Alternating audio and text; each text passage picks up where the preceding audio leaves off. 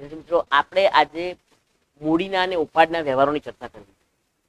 અલગ અલગ પ્રકારના કન્સેપ્ટને આપણે જોયા છે અને એને આધારે આપણે આમનોંધને સમજવાનો પ્રયત્ન કરી રહ્યા છીએ.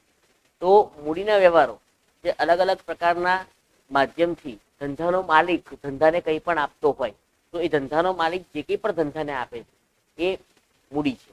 ફર્નિચર સ્વરૂપે લાવે, મિલકત સ્વરૂપે લાવે, કોઈ રકમ ધંધાની ખરીદે અને એ રકમ પોતાના અંગત ખાતામાંથી એટલે પોતાના બેંક ખાતામાંથી પૈસા ચૂકવે તો એ પણ એને મૂડી આપી કહેવાય. એ પણ એને ધંધાને આપનાર તરીકેની નોંધ થાય. ધંધાનો માલિક ધંધાને જે કંઈ પણ આપશે એવું મૂડી તરીકે નોંધાશે અને ધંધામાંથી જે કંઈ પણ લઈ જશે એ ઉપાડ તરીકે નોંધાશે. તો આ વસ્તુને બરાબર ધ્યાનથી સમજીને મૂડીના વ્યવહારોને સમજવાનો પ્રયત્ન કરી રહ્યા છીએ આપણે. સૌથી પહેલા આમનોંધને બાહ્ય સમજૂતી આપણે કાલે મેળવી, પણ આમનોંધનું જે ફોર્મેશન છે, આમનોંધ કઈ રીતે લખાય છે અને એ લખવાની મેથડ, એના ખાના કયા હોય છે એની આપણે આજે વાત કરી લઈએ. પહેલા તો સૌથી પહેલા આપણે જે પણ વ્યક્તિની આમનોંધ લખતા હોઈએ તે વ્યક્તિની શ્રી ખાલી જગ્યાની આમનોંધ, શ્રી રમેશભાઈની આમનોંધ, શ્રી મહેશભાઈની આમનોંધ, આવી રીતે આપણે આમનોંધનું ફોર્મેશન ઉપરનું હેડિંગ નક્કી કરતા હોઈએ. ત્યારબાદ આપણે એની અંદર 5 ખાના બનાવવામાં આવે છે. 5 ખાના બનાવવામાં આવે છે, જેની અંદર સૌથી પહેલું તારીખનું ખાનું હોય, જેમાં જે તે વ્યવહારની તારીખ લખવામાં આવતી હોય. જેમ જેમ વ્યવહારો બનતા જાય એમ તારીખ ક્રમમાં લખવામાં આવતી હોય અને એ ક્રમની પ્રમાણે તારીખો લખીને એ તારીખોને આધારે આગળ વિગતની નોંધ પણ કરવામાં આવતી હોય. કે વિગત એટલે કે જે આમનોંધ આપણે કરવાની છે એ આ ખાનાની અંદર કરવાની છે. ખાતા વેપારના નંબર. ખાતા વેપારના નંબર એ છે કે એ ખાતું તમારા બીજા ચોપડાની અંદર, આ આમનોંધનો ચોપડો છે અને એ ચોપડાની અંદર જે ખાતાની નોંધ કરીએ છીએ એ ખાતું બીજા ચોપડામાં જ્યાં એનું ખાતું, એ વ્યક્તિનું ખાતું અથવા એ માલ મિલકતનું ખાતું કે ઉપજ ખર્ચનું ખાતું એ જે ખુલેલું છે એ ખાતાનો પાના નંબર લખવામાં આવે.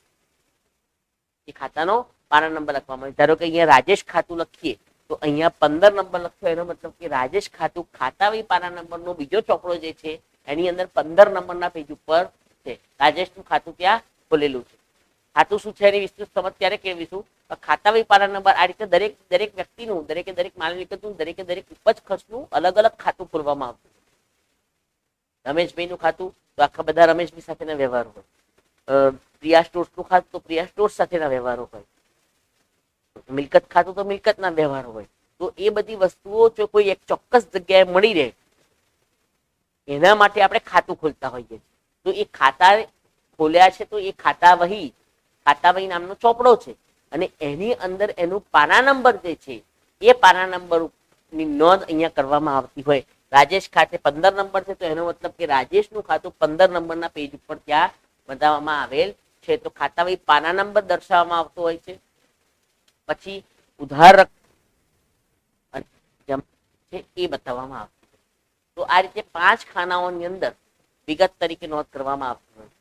એની અંદર તારીખના ખાનામાં તારીખ, પહેલા વર્ષ અને પછી તારીખ, મહિનાનું નામ પણ ઉલ્લેખ કરવામાં આવે છે. પછી વિગતની અંદર વિગતની એટલે કે આમનોંધનો ઉલ્લેખ કરવામાં આવે છે અને આમનોંધની સાથે સાથે બાબત છે એટલે કે જે આમનોંધની સાથે સંકળાયેલા વ્યવહાર, આમનોંધ કયા વ્યવહારની છે નિર્દેશ કરતી જે વસ્તુ છે એ દર્શાવવામાં આવે છે. ત્યારબાદ ખાતા વહી પાના નંબર, જે તે ખાતાનું ખાતા વહી પાના નંબર એટલે જે તે ખાતાનો નંબર લખવામાં આવે છે. ત્યારબાદ ઉધાર ખાનામાં ઉધાર રકમ અને જમા ખાનામાં જમા રકમ લખવામાં આવે છે. તો આ રીતે આપણે એની નોંધ કરીએ છીએ. ધારો કે 2015 જાન્યુઆરી 15 નો વ્યવહાર છે. એની અંદર વિગતમાં ખાલી જગ્યા ખાતે ઉધાર આવો શબ્દ લખવામાં આવે. ખાલી જગ્યા ખાતે ઉધાર ખાનામાં રકમ લખવામાં આવે. ઉધારની રકમ ઉધાર ખાનામાં લખવામાં આવે. તે ખાલી જગ્યા ખાતે જમાની સામે તે શબ્દ લખવામાં આવે.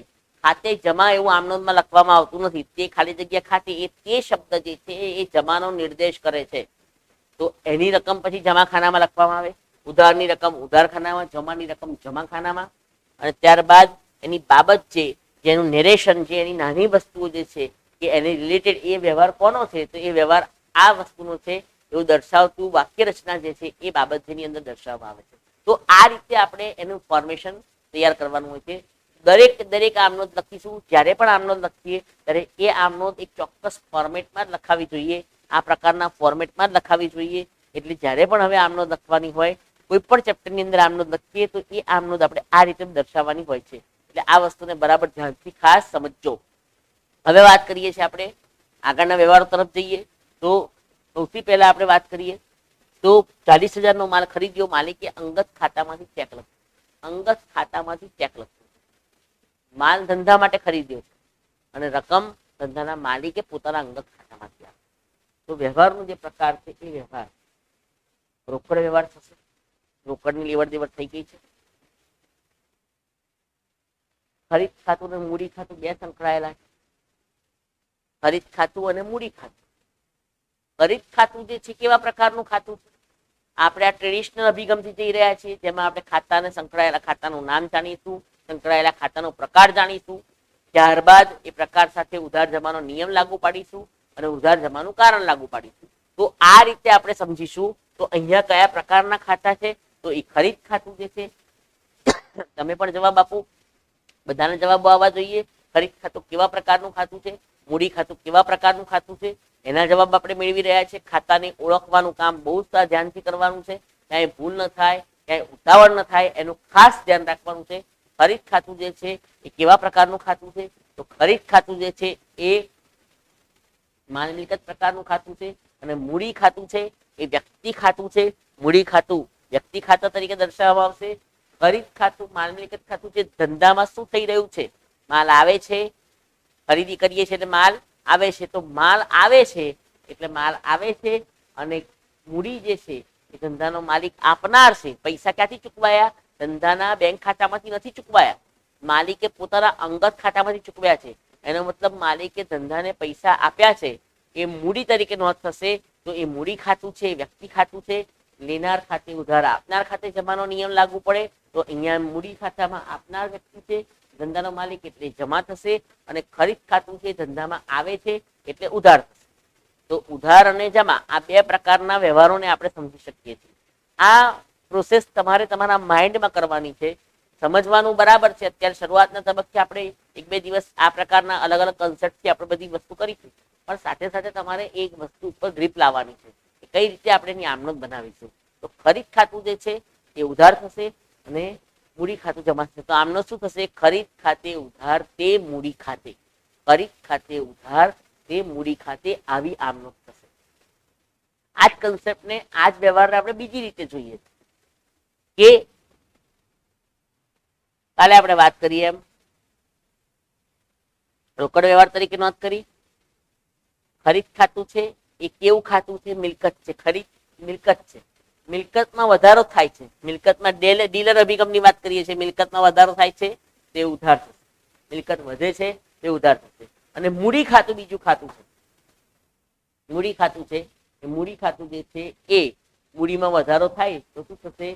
જમા થશે. મૂડીમાં વધારો થાય તો જમા થશે. તો અહીંયા પણ એ જ આમનોંધ બની રહી છે. ખરીદ ખાતે ઉધાર તે મૂડી ખાતે, ખરીદ ખાતે ઉધાર તે મૂડી ખાતે. તો આ પ્રકારની આમનોંધ આપણે તૈયાર કરવાની છે. ખરીદ તે મૂડી. આગળ વાત કરીએ, ત્રીજા અભિગમની વાત કરીએ. દરેકે દરેક શરૂઆતના તબક્કે અલગ અલગ દરેક વ્યવહારને આપણે 4 અભિગમથી સમજીશું. 4 અભિગમને આધારે આપણે સમજીશું. તમને જે પણ રીત સહેલી પડે એ સરળતાથી તમે સ્વીકારી લો અને અપનાવી લો.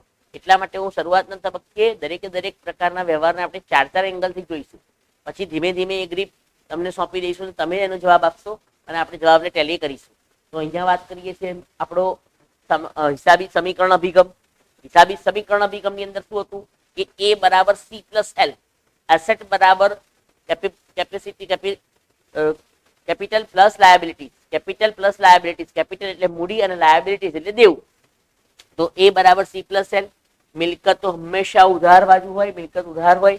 તો અહીંયા આપણી મિલકતમાં વધારો થાય છે, એટલે કે ખરીદી કરીએ છીએ તો આપણી માલ વધે છે. ખરીદી કરવાથી માલ નામની મિલકતમાં વધારો થાય છે, તો એ વધે છે એટલે એ ઉધાર થશે. ખરીદી જે માલ છે એ વધે છે એટલે ઉધાર થશે. જમા બાજુની વાત કરીએ તો મૂડી વધે છે, મૂડી વધે છે. મૂડી જો વધતી હોય તો જમા થાય.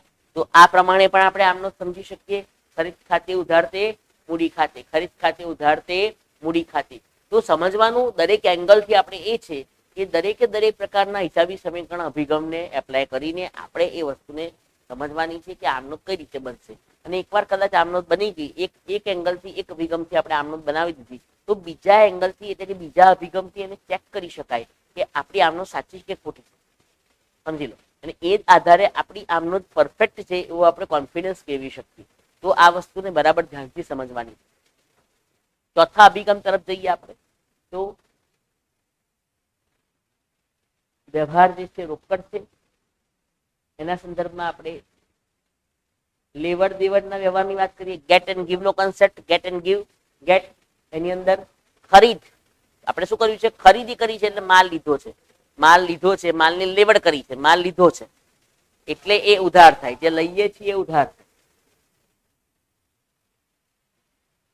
અને દેવડ તરીકે એટલે દીધું શું છે આપણે? તો ધંધાની અંદર ધંધાના માલિકને આપણે પ્રોમિસ દીધું છે. આપણે પ્રોમિસ દીધું છે કે અમે તને તારા પૈસા ચૂકવી દઈશું. તો મૂડી ખાતું જે છે એ જમા થશે. ગેટ એન્ડ ગીવ કન્સેપ્ટ, લેવડ દેવડનો કન્સેપ્ટ આપણે વિચારી રહ્યા છીએ. તો આ પ્રકારે આપણે ચારે ચાર એંગલથી આમનોંધને વિચારવાની છે. અને એના આધારે પણ આપણી આમનોંધ જે બનશે એ ખરીદ ખાતે, ઉધાર, તે મૂડી ખાતે છે. તો ખાસ બધી જ પ્રેક્ટિસ કરજો વિદ્યાર્થી મિત્રો. તમને જે પસંદ પડે એ અભિગમને સ્વીકારીને આમનોંધ બનાવજો. તમને જે પસંદ પડે એ પ્રકારે તમે વિચારીને આમનોંધની તૈયારી કરો. પણ દરેકે દરેક વખતે તમારું જે પરફેક્શન છે એ એવું હોવું જોઈએ કે જેથી કરીને ક્યાંય પણ ભૂલ ન થાય.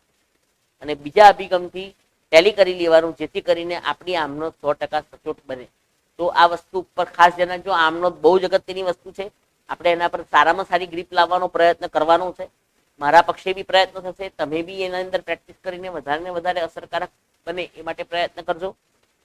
આગળ વાત કરીએ છીએ આપણે તો એની આમનોંધને આપણે આમનોંધના ફોર્મેશનમાં બતાવી દઈએ. જો આમનોંધના ફોર્મેશનમાં આપણે બતાવીશું કે આ પ્રકારની આમનોંધ બનશે. ખરીદ ખાતે ઉધાર તે 40,000, તે મૂડી ખાતે 40,000. ઉધાર રકમ ઉધાર ખાનામાં, જમા રકમ જમા ખાના. તો આ એની આમનોંધ બનશે. આગળ વાત કરીએ છીએ આપણે બીજા વ્યવહાર તરફ જઈએ તો 20,000ની બાઈક ₹15,000 વેચી 10,000 ધંધામાં લાવે. પોતાની અંગત બાઈક 20,000 રૂપિયાની હતી, 15,000 રૂપિયામાં વેચી કાઢી છે. એમાંથી 10,000 રૂપિયા ધંધામાં લાવે. રકમની આટી ગુટી હોય છે. અને એમાં તમારે એ વિચારવાનું છે, આપણે તો ફક્ત ધંધાદારી તરીકે એટલે ધંધો છીએ, ધંધાના એંગલથી વિચારવાનું છે કે ધંધાની અંદર શું આવે છે, ધંધાની અંદર કઈ વસ્તુ આવે છે, એ જ આપણે વિચારવાની. એ એની મિલકત ગમે તેટલા રૂપિયામાં વેચે, ગમે તેટલા રૂપિયાની મિલકત હોય, ધંધામાં કેટલા રૂપિયા લાવે છે, એ જ આપણે લક્ષ્યમાં રાખવાનું છે. તો 10,000 રૂપિયા જ ધંધામાં આવે છે, આપણે 10,000 રૂપિયાની જ વાત કરવાની છે. આપણા ધંધાની અંદર આપણે જે વ્યવહાર નોંધીશું એમાં ફક્ત 10,000 રૂપિયાની જ નોંધ. તો વ્યવહારનો પ્રકાર જે છે એ રોકડ વ્યવહાર છે. ત્યારબાદ રોકડ ખાતું અને મૂડી ખાતું સંકળાયેલું. ધંધામાં રોકડ આવે છે. રોકડ ખાતું કેવા પ્રકારનું ખાતું છે? તમે બધા જવાબ આપો ઝડપથી. રોકડ ખાતું કેવા પ્રકારનું ખાતું છે? મૂડી ખાતું કેવા પ્રકારનું ખાતું છે? હવે આપણે ખાતાની અંદર એટલી બધી ગ્રીપ હાંસલ કરી દીધી છે કે ઝડપથી આપણને ખાતાનો પ્રકાર ખબર પડી જાય છે. આપણને ઝડપથી ખબર પડે છે કે આ ખાતાનો પ્રકાર કયો છે. મૂડી ખાતું કેવા પ્રકારનું ખાતું છે, રોકડ ખાતું કેવા પ્રકારનું ખાતું છે, એ ખાતાનું નામ આપણને તરત ખબર પડી જાય છે. અને ખાતાનો પ્રકાર બી આપણને આવડી જાય છે. એટલે આપણે એ અસરકારકતાથી આપણે ખાતાને ઓળખવાનું છે, ખાતાના પ્રકારને પણ ઓળખવાનું છે. તો અહીંયા આપણે વાત કરી રોકડ ખાતું છે કેવા પ્રકારનું ખાતું છે. માલ મિલકત ખૂબ સરસ બધાનો જવાબ આવી રહ્યો છે. માલ મિલકત ખાતું અને વ્યક્તિ ખાતું. ખરીદ ખાતું છે, માલ મિલકત ખાતું. રોકડ ખાતું છે, માલ મિલકત ખાતું છે. મૂડી ખાતું છે, વ્યક્તિ ખાતું છે. ધંધાના માલિકનું ખાતું છે. રોકડ માલ મિલકત છે. ધંધામાં શું થાય છે? રોકડ આવી રહી છે. ધંધાના માલિકે 10,000 રૂપિયા ધંધાને આપ્યા છે. તો 10,000 રૂપિયાની નોંધ ધંધામાં કરવાની છે. 10,000 રૂપિયાની નોંધ ધંધામાં કરીશું તો આપણે શું કરીશું?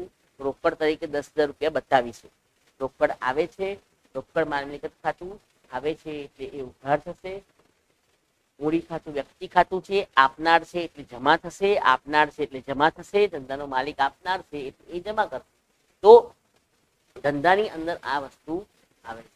અને એ પ્રકારે આમનો થઈ જશે રોકડ ખાતે ઉધાર તે મૂડી ખાતે. રોકડ ખાતે ઉધાર તે મૂડી ખાતે. તો આ વસ્તુને બરાબર ધ્યાનથી સમજી લો. ધંધાના માલિક સાથેના જે વ્યવહાર છે, ધંધાની સાથેના જે વ્યવહાર છે એની નોંધ કરવાની છે. ધંધાની અંદર કેટલા રૂપિયા આવ્યા છે તો એ જ રકમને આપણે નોંધવાની છે. આગળ વાત કરીએ તો આને બીજા એંગલથી વિચારીએ આપણે. ફરીથી ધ્યાન રાખી લેજો બરાબર.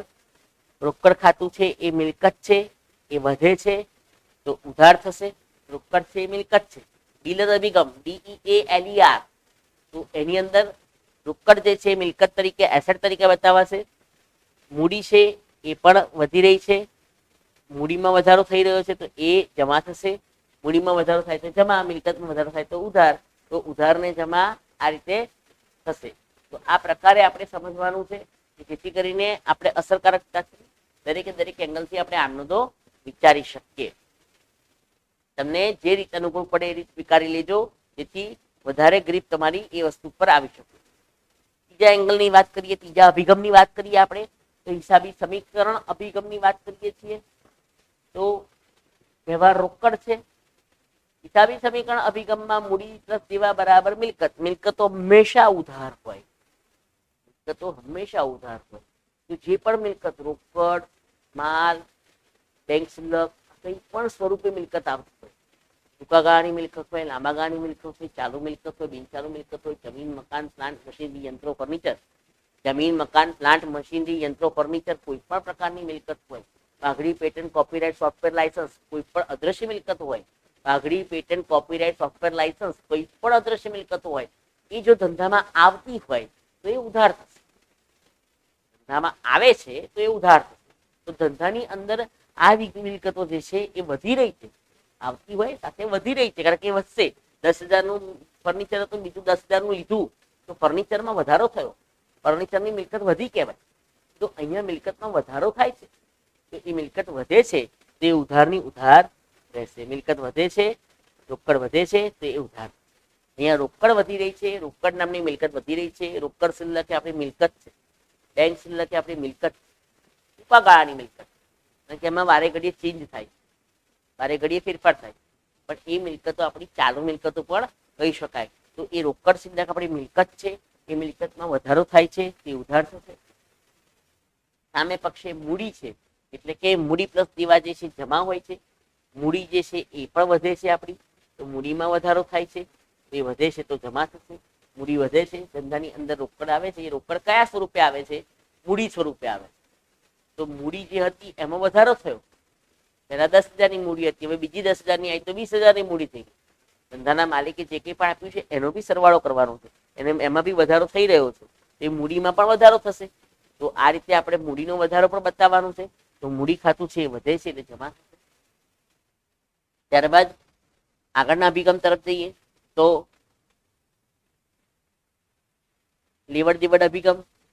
લેવડ એટલે લીધું, ગેટ, રોકડ ઉધાર, રોકડ લીધી છે, રોકડ લીધી છે ધંધાએ, ધંધાના એંગલથી વિચારવાનું છે. રોકડ ધંધામાં લીધી છે એટલે ઉધાર થશે, અને મૂડી આપ્યું છે, દેવડ દેવડનો વ્યવહાર છે, ધંધાના ગીવ, શું કર્યું ગીવ? મૂડી જમા થશે. ધંધાના માલિકને ધંધાએ પ્રોમિસ આપ્યું છે કે તમારી મૂડી અમે પાછી આપીશું. આવું પ્રોમિસ જે છે એ મૂડી ખાતું છે, મૂડી ખાતું જમા. તો આ રીતે આપણે દરેકે દરેક વ્યવહારને સમજવાના છે. તમામે તમામ રીતે અલગ અલગ પ્રકારની આમનોંધોની પ્રેક્ટિસ કરવાની છે, અને એ આમનોંધોને આધારે તમારું કામ અસરકારક બનતું જશે. તમે જેમ જેમ વ્યવહારની પ્રેક્ટિસ કરશો એમ તમને આમનોંધ આવડશે. અને કમેન્ટ બોક્સમાં કમેન્ટ લખજો, એવા કોઈ વ્યવહાર હોય તો ખાસ જણાવજો, જેનો સમાવેશ આપણે લેક્ચરમાં કરીશું અને એ ચર્ચા પણ આપણે કરીશું. તો આ વ્યવહારો બધા મૂડીના વ્યવહારોની વાત કરી રહ્યા છીએ. આપણે આગળ વાત કરીએ તો એને આમનોંધ સ્વરૂપે બતાવીએ.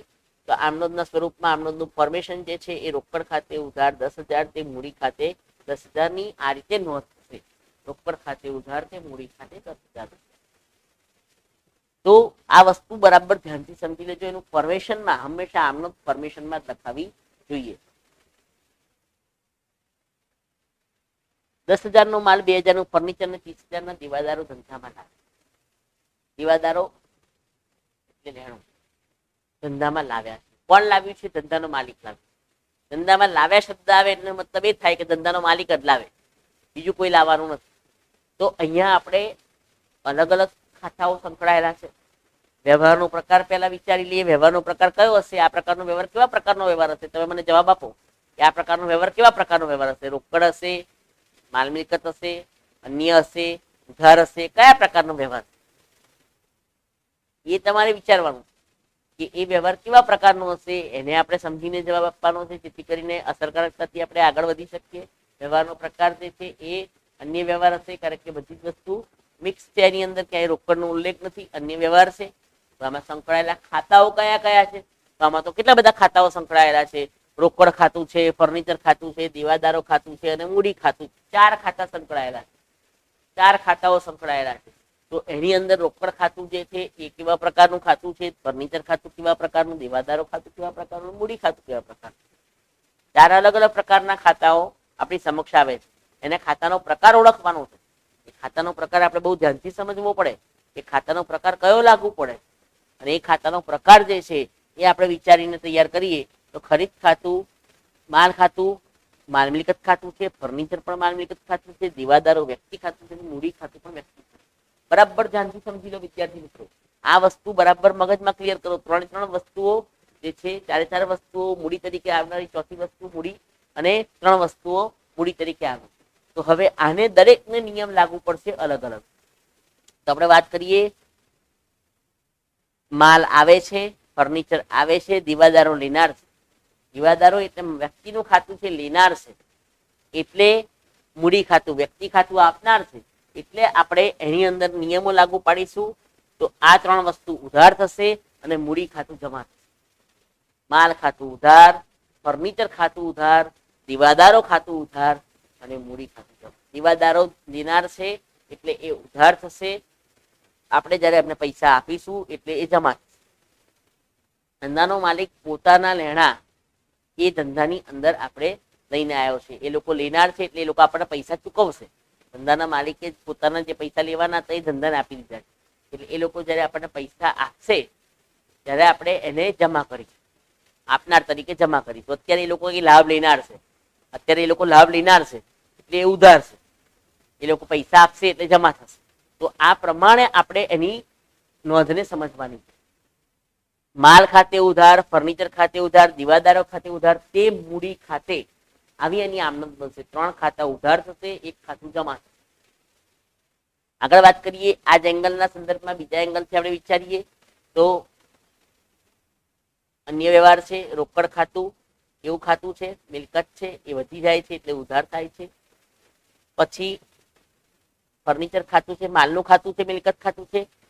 ફર્નિચર ખાતું મિલકત છે એ પણ વધે છે એટલે ઉધાર થાય છે. દેવાદારો ખાતું છે એ મિલકત એટલે કે લેણા છે એટલે ઉધાર થાય છે. લેણા પણ મિલકતની અંદર સમાયેલા છે. આપણે કોઈની પાસે પૈસા લેવાના છે એ આપણી કુપી રીતે મિલકત જ છે, ગર્ભિત રીતે મિલકત જ છે આપણા માટે. લેણા એ બી મિલકત છે. એટલે મિલકત લેણા સાઈડ અને મૂડી દેવા સાઈડ એવું બોલવામાં આવતું હોય છે. અને મૂડી ખાતું જે છે એ મૂડી ખાતું જે છે એ વ્યક્તિ મૂડી ખાતું જે છે એ મૂડી ખાતા તરીકે એમાં વધારો થાય છે એટલે જમા થશે. મૂડીમાં વધારો થાય તો જમા થાય. તો અહીંયા 3 ઉધાર થશે ને મૂડી જમા થશે. તો આ એંગલથી બી આપણે વસ્તુ વિચારવાની છે કે શેમાં શેમાં વધારો થાય છે. જે તે મિલકતમાં વધારો થાય એ ઉધાર થાય, મિલકત ઘટે તો જમા થાય, મૂડી વધે તો જમા થાય, મૂડી ઘટે તો ઉધાર. ઉપાડ કરવો એટલે મૂડી ઘટે, ઉપાડ થાય એટલે મૂડીમાં ઘટાડો થાય. તો આ વસ્તુને પણ બરાબર ધ્યાનથી સમજી લઈએ. એના પછી આગળ જઈએ આપણે તો હિસાબી સમીકરણ અભિગમનો વિચાર કરીએ. તો અહીંયા મિલકતો ઉધાર છે, 3 વસ્તુઓ રોકડ વધે છે તો ઉધાર થશે, ફર્નિચર માલ વધે છે તો ઉધાર થશે, ફર્નિચર વધે છે તો ઉધાર થશે. અહીંયા રોકડની જગ્યાએ માલ સમજી લેજો.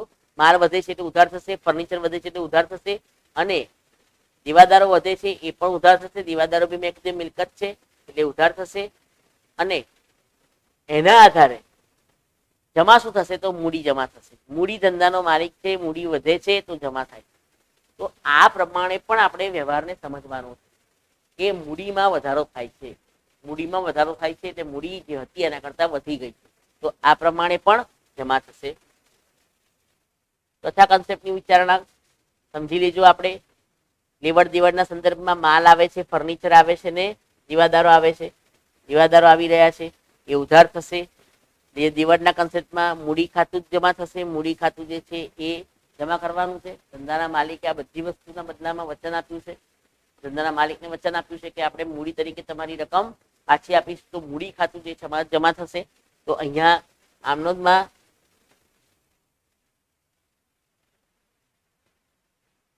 માલ ખાતે ઉધાર, અહીંયા રોકડની જગ્યાએ માલ સમજજો વિદ્યાર્થી મિત્રો. માલ ખાતે ઉધાર, ફર્નિચર ખાતે ઉધાર, એની રકમ ખાસ સમજવાની છે. દેવાદારો ખાતે ઉધાર, તે મૂડી ખાતે, તે મૂડી ખાતે 42,000 રૂપિયા છે. માલ ખાતે ઉધાર 10,000, ફર્નિચર ખાતે ઉધાર 2,000, દેવાદારો ખાતે ઉધાર 30,000, તે મૂડી ખાતે 42,000. ત્યારબાદ ઉપાડના વ્યવહારોની વાત. ઉપાડના વ્યવહારો એટલે ધંધાનો માલિક ધંધામાંથી કંઈ પણ લઈ જાય. ધંધાનો માલિક ધંધાની અંદરથી વસ્તુ, કાપડનો વેપારી છે, એ કાપડ પોતાના અંગત વપરાશ માટે ધંધામાંથી કાપડ કાપીને લઈ જાય, પોતાના અંગત પેન્ટ શર્ટ બનાવવા છે અને એ એમાંથી કાપડ કાપીને લઈ જાય તો તેનો ઉપાડ કરવો. એ ઉપરાંત બી આપણે બીજી રીતે પણ ઉપાડને સમજવાનું. ધંધાનો માલિક પોતાનો અંગત ખર્ચ ધંધામાંથી ચૂકવે છે, પોતાનો કોઈ અંગત ખર્ચો એ ધંધામાંથી ચૂકવે છે, એ પણ ઉપાડ. અંગત ખર્ચો એટલે ઘણા બધા પ્રકારના ખર્ચા હોઈ શકે. અંગત ખર્ચાની અંદર ઘણી બધી વસ્તુનો સમાવેશ થાય. પુત્ર પુત્રીની સ્કૂલ ફી કે ટ્યુશન ફી હોય, પ્રવાસ ફી હોય, એ ખર્ચો પણ અંગત ખર્ચો છે. અંગત ખર્ચાનું લિસ્ટ ઘણું બધું લાંબુ છે. અંગત ખર્ચાની અંદર ઘણી બધી વસ્તુનો સમાવેશ થતો. આ ઉપરાંત જીવન વીમાનું પ્રીમિયમ, પોતાના અંગત વાહનનું પ્રીમિયમ હોય, પોતાના અંગત ઘરનું પ્રીમિયમ હોય, પોતાની ગાડીનું પ્રીમિયમ હોય, એ રકમ જો ધંધામાંથી ચૂકવે છે તો એ અંગત ખર્ચો છે, એ ઉપાડ કહેવાય. અંગત ખર્ચની અંદર ઘણું બધું આવી જાય. આ 2-4-5 ઉદાહરણના માધ્યમથી તમને સમજાવવાનો પ્રયત્ન કરીએ છીએ કે જીવન વીમો એટલે પોતાનો અંગત જીવનનો વીમો જે છે એ ધંધામાંથી ચૂકવાય તો ઉપાડ છે. અંગત વાહનનો વીમો ધંધામાંથી ચૂકવાય તો ઉપાડ છે. પુત્ર પુત્રીની સ્કૂલ ફી, ટ્યુશન ફી કે પ્રવાસ ફી ધંધામાંથી ચૂકવાય છે તો એ ઉપાડ છે. પછી આવકવેરો કે અંગત કરવેરો, પોતાના ઘરનો કરવેરો છે, પોતાની આવક ઉપરનો વેરો છે, ઇન્કમ ટેક્સ છે, એ બધી વસ્તુઓ જે છે એ જો પોતે ધંધામાંથી ચૂકવે છે તો એ ઉપાડ.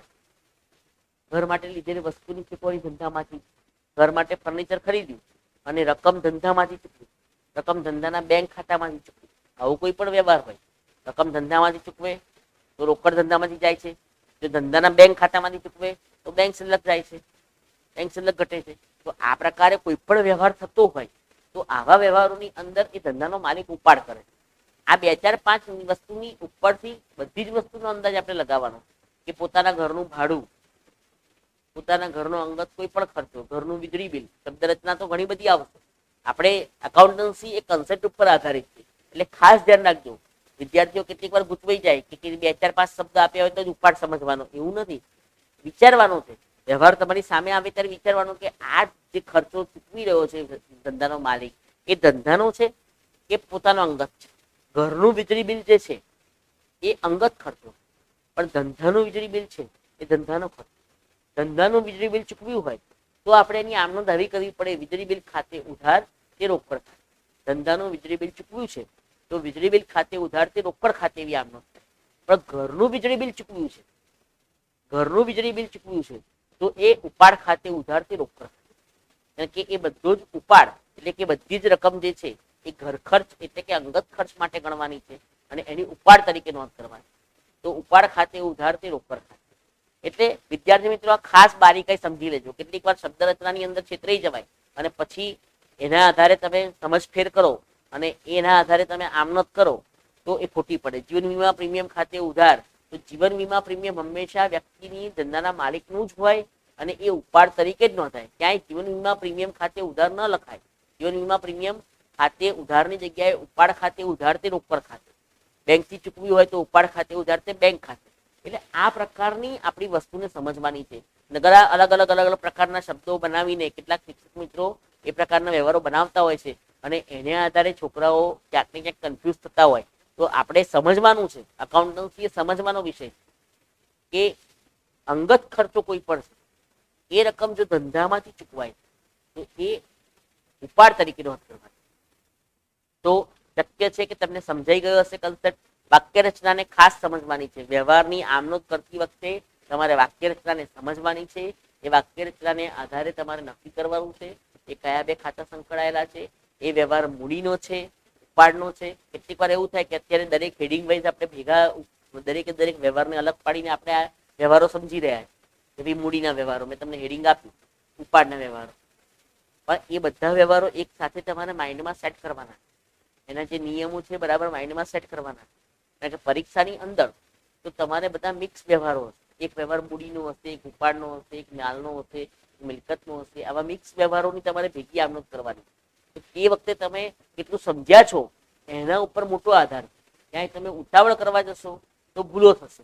ઉતાવળ કરવાની અંદર ક્યાંક ને ક્યાંક ખોટું ખાતું ઓળખાઈ જશે. મેં તમને હમણાં કીધું એમ જીવન વીમા પ્રીમિયમ ખાતે ઉધાર તે રોકડ ખાતે આવી આમનોંધ લખી નાખશો તો ખોટી પડશે. ઉપાડ ખાતે ઉધાર તે રોકડ ખાતે લખવું પડે, લખવું જોઈએ, એની જગ્યાએ ખોટું પર તમે લખી નાખો તો એ ખોટું પડે. એટલે આ વસ્તુને બરાબર ધ્યાનથી સમજજો. ધંધાનો વ્યવહાર જે છે એ ધંધાના ખર્ચા છે કે અંગત ખર્ચા છે એ બરાબર સમજીને તમારે નોંધ કરવાની છે. તો આ વસ્તુને બરાબર લક્ષમાં રાખીને સમજીએ અને આગળ વાત કરી લઈએ. શક્ય હોય તો સ્ક્રીનશોટ પાડી લેશો જેથી કરીને તમને સરળતાથી સમજાઈ જાય. હવે આગળ વાત કરીએ તો વ્યવહારોની વાત કરીશું. આપણે વ્યવહારો સમજવાનો પ્રયત્ન કરીએ છીએ. પુત્રની સ્કૂલ ફી ₹5,000 ધંધામાંથી. પુત્રની સ્કૂલ ફી અંગત ફી છે, વ્યક્તિનો અંગત ખર્ચો છે, ધંધામાંથી ચૂકવ્યો છે. તો વ્યવહાર તો રોકડ છે, રોકડ વ્યવહાર છે કારણ કે પૈસા ચૂકવાઈ જાય છે, પૈસા ચૂકવાય છે. તો એ પૈસા ચૂકવાય છે તો રોકડ વ્યવહાર છે. આગળ વાત કરીએ તો ઉપાડ ખાતું અને રોકડ ખાતું સંકળાયેલું ખાતું. ધંધામાંથી રોકડ જાય છે અને સ્કૂલ ફી એ અંગત ખર્ચો છે એટલે ઉપાડ તરીકે નોંધ. પુત્રની સ્કૂલ ફી અંગત ખર્ચો છે, અંગત ખર્ચ ધંધામાંથી ચૂકવાતો હોય તે ઉપાડ ખાતે નોંધ. ઉપાડ ખાતું છે કેવું ખાતું છે? ઉપાડ ખાતું કેવું ખાતું છે? તમે મને જવાબ આપો વિદ્યાર્થી મિત્રો. ઉપાડ ખાતું કેવું ખાતું છે? રોકડ ખાતું કેવું ખાતું છે? ઉપાડ ખાતું જે છે કોની સાથે સંકળાયેલું છે? જેની સાથે સંકળાયેલું છે એના પરથી એનો પ્રકાર ખબર પડશે. કે ઉપાડ ખાતું જે છે એ ધંધાના માલિક સાથે સંકળાયેલું છે તો એ વ્યક્તિ ખાતું, અને રોકડ એ મિલકત સાથે સંકળાયેલું છે તો એ માલ મિલકત ખાતું. તો ઉપાડ ખાતું છે એ વ્યક્તિ ખાતું છે, રોકડ ખાતું છે માલ મિલકત ખાતું. ઉપાડ લેનાર છે, ધંધાનો માલિક શું છે? લેનાર છે. ઉપાડનો મતલબ લેનાર અને મૂડીનો મતલબ આપનાર.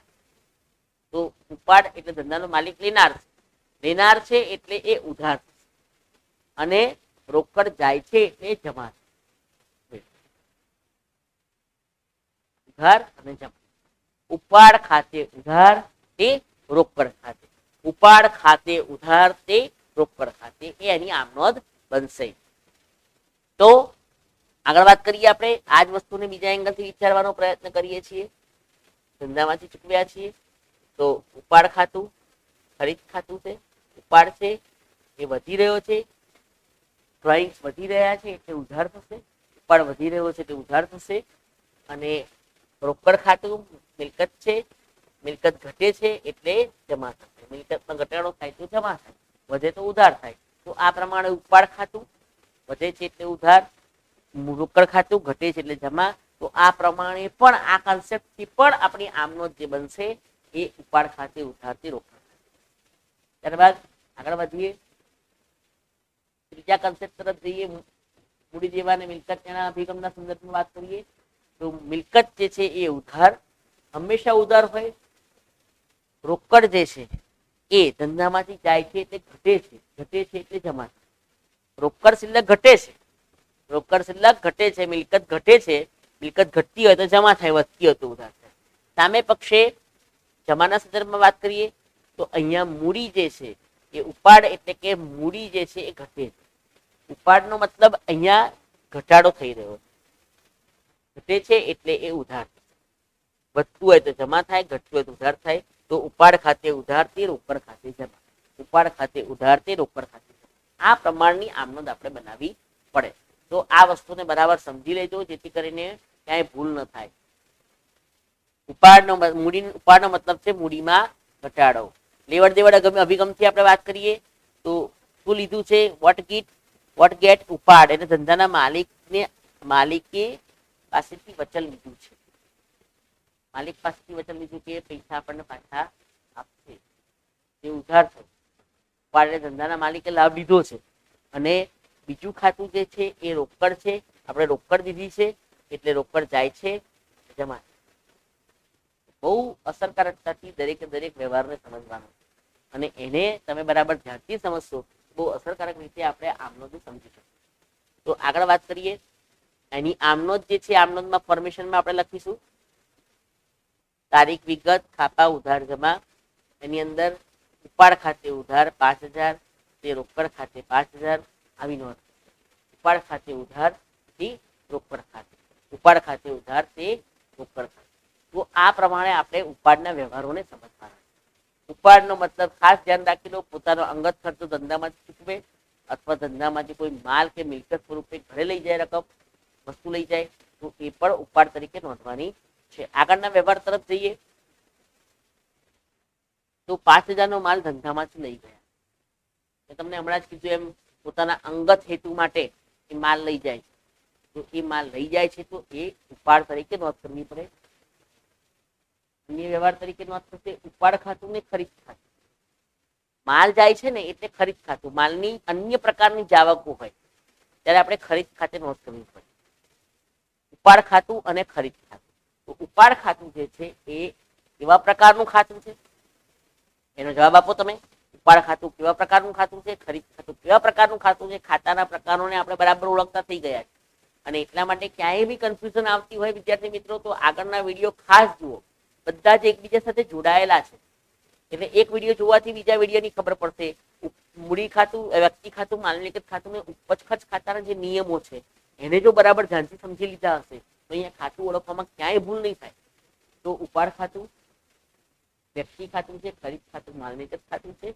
વ્યક્તિ છે એ લેનાર છે અને માલ ધંધામાંથી જાય છે એટલે લેનાર છે એટલે ઉધાર થશે અને જાય છે એટલે જમા થશે.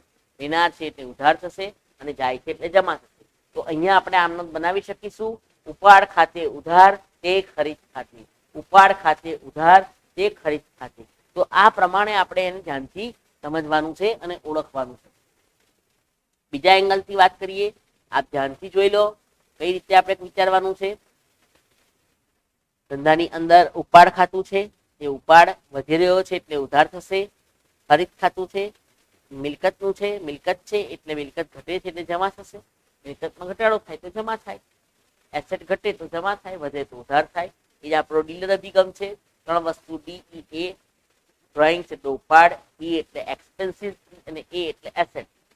એ વધે તો ઉધાર થાય, ઘટે તો જમા થાય. એલ એટલે લાયબિલિટીઝ, ઈ એટલે ઇક્વિટી ઓર કેપિટલ એ મૂડી, LER અને રેવન્યુ એટલે આવકો. એની અંદર વધે તો જમા થાય, ઘટે તો ઉધાર થાય. તો એ નિયમને એ કન્સેપ્ટને આધારે તમારે આ વસ્તુને સમજીને એની નોંધ કરવાની છે. તો બરાબર ધ્યાનથી વિચારીને સમજી લેજો વિદ્યાર્થી મિત્રો.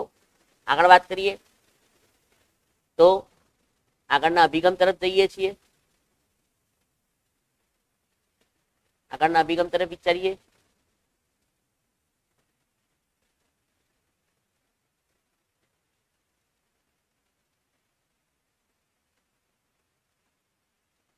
કેવા પ્રકારનો વ્યવહાર છે? મૂડી દેવા બરાબર મિલકત. આપણો હિસાબી સમીકરણ અભિગમની વાત કરીએ છીએ. મૂડી દેવા બરાબર મિલકત. તો મિલકત જે છે એ ઉધાર થાય છે જ્યારે ખરીદી કરીએ છીએ. ખરીદ કરવાથી માલનો ઘટાડો થાય છે. ખરીદી કરીએ એટલે અહીંયા માલની જાવક તરીકે ખરીદી કરીએ માલ વધે બી ખરો પણ અહીંયા માલની જાવક થાય છે. માલ જાય છે એટલે માલ જે ખરીદેલો હતો એ ઘટાડો થયો, એ ઘટે છે એટલે એ જમા થશે. અને સામે જમા વિગતમાં મૂડી જે છે ઉપાડ થવાને કારણે ઘટે છે. ઉપાડ એટલે મૂડીનો ઘટાડો. ઉપાડ થાય એટલે મૂડીમાં ઘટાડો થાય છે એટલે વિરુદ્ધ અસર થાય છે. એટલે ઘટે છે એટલે એ ઉધાર થશે. તો ઉપાડ ખાતે ઉધાર તે ખરીદ ખાતે, ઉપાડ ખાતે ઉધાર તે ખરીદ ખાતે. આ પ્રકારે આપણે નોંધ સમજવાની છે. તો વાત કરી લઈએ આગળના વ્યવહાર તરફ. લેવડ દેવડ અભિગમથી વિચારી લઈએ. શું લીધું છે? ઉપાડ તરીકે નોંધ કરી છે, ઉધાર છે. ધંધાના માલિકે ખરીદી એટલે માલ દીધો છે એટલે માલ જાય છે એટલે જમા થશે અને એની આમનોંધ જે બનશે એ આ પ્રકારે બનશે. આમનોંધ વિદ્યાર્થી મિત્રો ખાસ જોઈ લો. એની આમનોંધ કઈ રીતે બનશે? ઉપાડ ખાતે ઉધાર 5000 તે ખરીદ ખાતે 5000. 5000 રૂપિયાનો માલ આપણે ગયો છે, 5000 રૂપિયા જાય છે એટલે આ પ્રકારે આપણે એની નોંધ કરવાની છે. તો બરાબર ધ્યાનથી વ્યવહારને સમજવાના છે, વ્યવહારને ઓળખવાના છે. વ્યવહાર ઉપાડનો છે કે મૂડીનો છે એ સમજવાનું છે અને એ પ્રમાણે આપણે આગળ વધવાનું છે. આગળના વ્યવહાર તરફ જઈએ તો ઘર ખર્ચ માટે રૂપિયા 1000 રોકડા બેંકમાંથી ઉપાડ્યા. ઘર ખર્ચ માટે ઉપાડ્યા છે એટલે ધંધાના હેતુ માટે નથી ઉપાડ્યા, ઘરના હેતુ માટે ઉપાડ્યા. તો અહીંયા વ્યવહારનો પ્રકાર જે છે કેવો થશે? રોકડ વ્યવહાર થશે, ઉપાડ ખાતું અને બેંક ખાતું. ઉપાડ ખાતું અને બેંક ખાતું. ઉપાડ ખાતું જે છે એ વ્યક્તિ ખાતું છે, બેંક ખાતું એ પણ વ્યક્તિ ખાતું છે. અહીંયા બંને વ્યક્તિ ખાતા છે. ઉપાડ ખાતું જે છે એ ધંધાનો માલિક છે, તો ધંધાનો માલિક છે એ લેનાર છે, ધંધાનો માલિક લેનાર છે, ધંધાનો માલિક લેનાર છે અને બેંક આપનાર છે. તો લેનાર અને આપનાર બંનેના નિયમો, લેનાર ઉધાર, આપનાર જમા. તો આ પ્રમાણે ઉપાડ ખાતે ઉધાર તે બેંક ખાતે, ઉપાડ ખાતે ઉધાર તે બેંક ખાતે આવી આમનો થશે. ઉપાડ ખાતે ઉધાર તે બેંક ખાતે. બીજા એંગલથી વિચારીએ આપણે તો ઉપાડ ખાતું છે, મિલકત ઉપાડ છે, એ વધે છે તો ઉધાર થશે. ઉપાડ વધે છે તો ઉધાર થશે. બેંક જે છે એ બેંક સંદર્ભમાં ઘટાડો થાય છે, મિલકતમાં ઘટાડો થાય છે એટલે એ જમા થશે. તો આ પ્રમાણે પણ આપણે સમજી શકીએ, મિલકતમાં ઘટાડો થાય છે તો જમા થશે. આને બરાબર ધ્યાનથી સમજી લો. વ્યવહારને જોતા તમને ખબર પડી જશે કે કયા પ્રકારની આપણે નોંધ કરવાની છે, કયા પ્રકારની આપણે આમનોંધ કરવાની છે અને એ વસ્તુને બરાબર ધ્યાનથી સમજી લેવાની છે. તો આ પ્રમાણે પણ આપણે એની આમનોંધને સમજી શકીએ. ઉપાડ ખાતે ઉધાર તે બેંક ખાતે જમા. આગળ વાત કરીએ, ત્રીજા અભિગમ તરફ જઈએ, હિસાબી સમીકરણ અભિગમની વાત કરીએ. મૂડી જેવા બરાબર મિલકત. મિલકતો હંમેશા ઉધાર થતી હોય છે. એની અંદર બેંક શિલ્લક નામની મિલકત જે છે ઘટે છે. બેંકની શિલ્લકમાં ઘટાડો થાય છે. બેંકે પૈસા આપ્યા એટલે બેંકની શિલ્લક ઘટે છે. એ ઘટે છે એટલે આપણે શું કરીશું? જમા કરીશું. ઘટવાનો મતલબ થાય છે જમા કરીશું. બેંક શિલ્લક ઘટે છે. સાથે પક્ષે વાત કરીએ જેમાં, તો અહીંયા ઉપાડ જે છે એ ઘટે છે, મૂડીમાં ઘટાડો થાય છે. ઉપાડ ઘટવાને કારણે એ ઉધાર થશે. ઉપાડ ઘટવાને કારણે ઉધાર. તો હિસાબી સમીકરણના અભિગમથી બી આપણે વાત કરીએ તો ઉપાડ ખાતું ને બેંક ખાતું સંકળાયેલું છે. બેંક એટલે બેંક શિલ્લકમાં ઘટાડો થાય છે. બેંક શિલ્લક વધતી હોય તો મિલકતમાં વધારો થાય છે, એ ઉધાર થાય. બેંક શિલ્લક ઘટી રહી છે, પૈસા બેંકમાંથી ઉપાડવામાં આવ્યા, બેંકમાંથી ઉપાડ્યા છે એટલે બેંકમાંથી શિલ્લક ઘટી છે. તો એની નોંધ આ રીતે થશે. ત્યારબાદ બીજા અભિગમથી વિચારી લઈએ તો ધંધાના માલિકની ઉપાડ તરીકે નોંધ કરી છે એ ધંધાના માલિક પ્રત્યેનું વચન છે.